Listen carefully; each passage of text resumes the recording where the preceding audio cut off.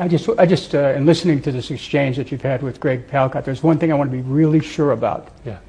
Are you minimizing the deaths by saying, well, you know, it's not 50,000, it's 40,000 or 30,000? No, are you minimizing? We cannot minimize it, because in every house you have pain today. In every house you have sadness. You cannot minimize, whether this number or higher number.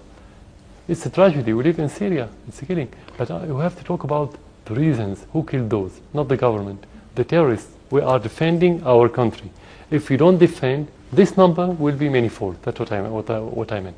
Okay, I just wanted to clarify that. Now, looking at a broader picture here, this is a watershed moment. It appears to be a watershed moment. Yeah. That for the world, from here in war-torn Syria, a new roadmap towards world peace may be developing by starting with you relinquishing your chemical weapons and then moving forward with a concrete plan for peace in Syria. Do you think that we are at that kind of a moment? You're talking about the situation within Syria. There's no direct relation between the chemical issue and the conflict within Syria.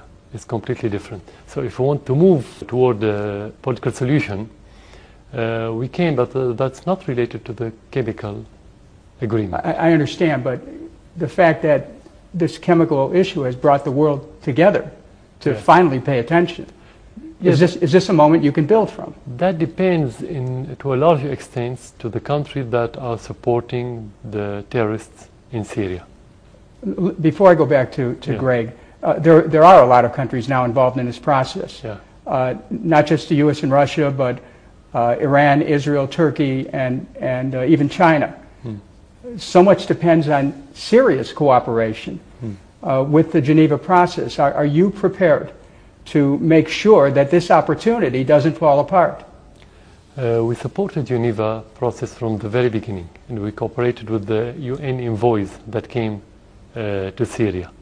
Actually, the one who put obstacles, not Syria, neither Russia or China, it was the United States, for many different reasons. One of the main reasons that they know that they don't have real oppositions abroad. They know this. This is one of their main problems, because the core of Geneva conference is to be based on the will of the Syrian people. So whatever we agreed in Geneva, upon in Geneva, is going to be proposed to the Syrian people. And if you don't have grassroots, you cannot convince the Syrian people to move with you. This is the American problem with their puppets, to be very clear and very frank. Thank you, Mr. President. Greg? And following up on that, Dennis and Mr. President, others think indeed that in fact there is a way forward here, that you are for the first time in this last 2.5 years speaking seriously to the international community about a negotiating track, granted just a narrow track of chemical weapons. And in fact, there could be the possibility of longer range talks. Could you be a part of that? Or if your strong allies and basically the sponsor of this new wave of discussions and negotiations, Russia, feels that perhaps it would be more helpful not to have you in the position, what would be your stand? Are you in this to the end, or if it would facilitate things for you to step aside and for the good of your country, would you do that as well? Being here or not being here in that position as president should be defined and decided by the Syrian people and by the ballot box. No one else, whether friend or opponents or enemy or any other one, have a word in that issue. If the Syrian people want you to be president, you have to stay. If they don't want you, you have to quit right away. Right away. With the conference or without conference. That's self-evident. We don't discuss it. And I said it many times. So no one has to say that. And the Russians never try to interfere in the Syrian matters.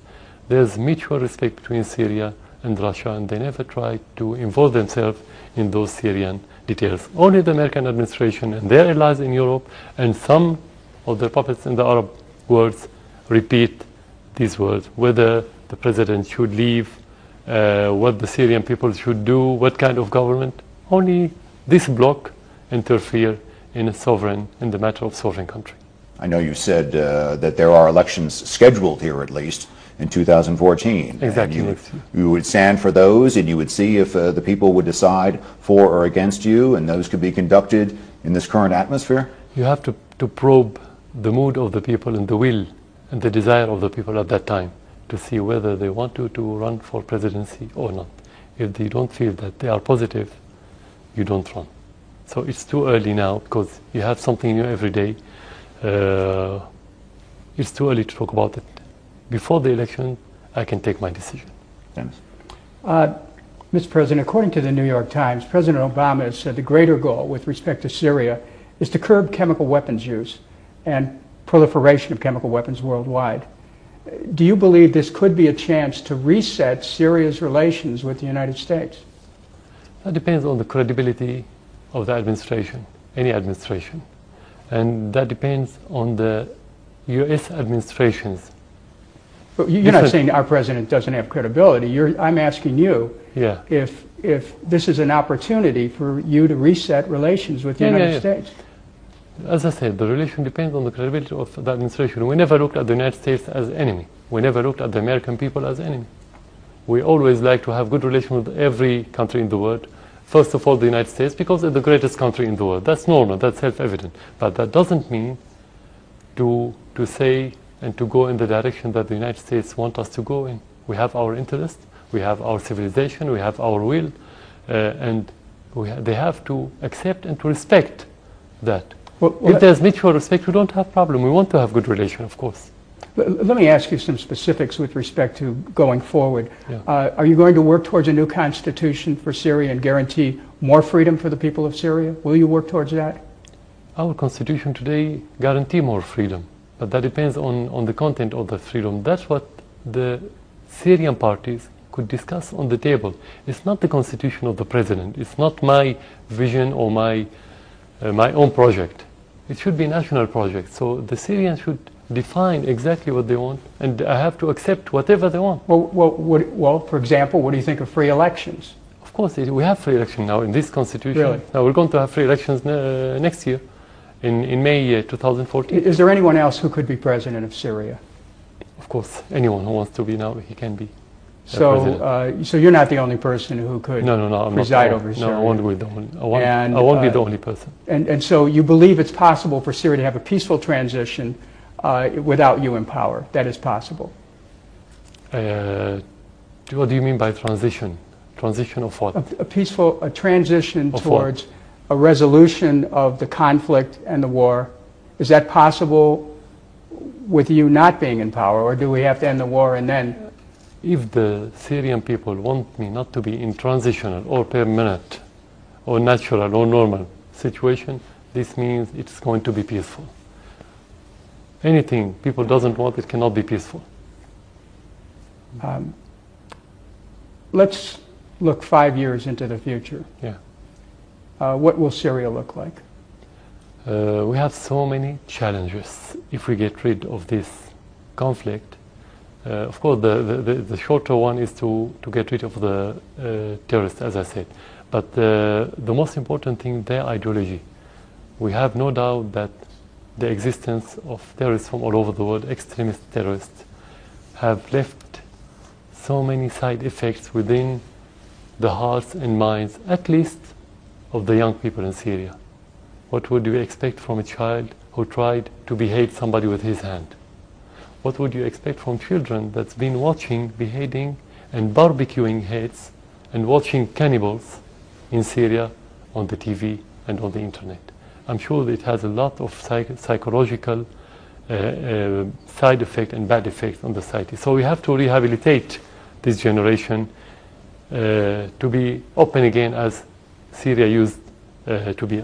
Of course, I'm talking now about local focal, but if we leave it, it's going to be like a ripple in the water that expands into the society. This is first. Second, we have to rebuild our infrastructure that has been destroyed recently, to rebuild our economy. And, as I said, to have a new system that suits the Syrian people, new political system and economic system and any other accessories regarding to these main headlines. Greg? Mr. President, as a reporter, I can just tell you what I see, and I've traveled around the country. I've seen this crisis go on.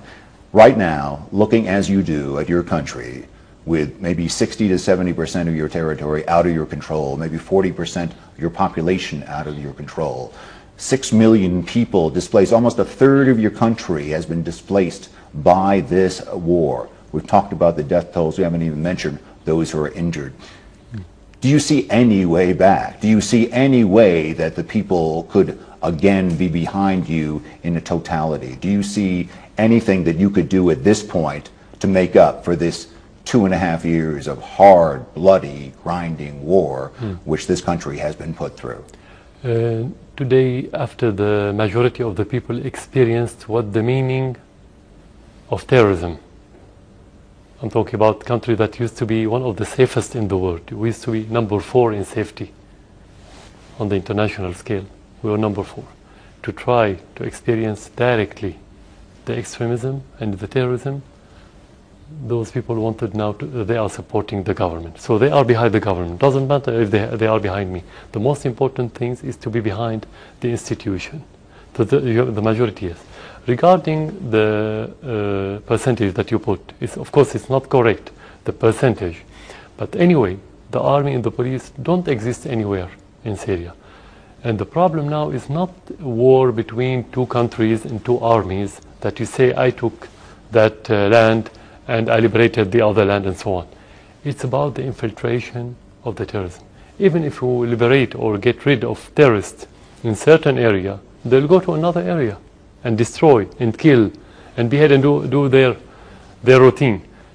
The problem now is the infiltration of those terrorists to Syria, and the most dangerous problem that we are facing, their ideology. This is more important than how much percent we have and how much percent they have. At the end, a large number of them are foreigners, they're not Syrians. They will leave someday or they will be dead inside Syria. But it's about the ideology that they're going to leave. This is the worry of Syria and the neighboring country, and this should be the worry of any country in the world, including the United States. Thank you, Mr. President. Dennis. Mr. President, thank you for this interview. Thank you very much. Thank you. Thank you for coming to Syria.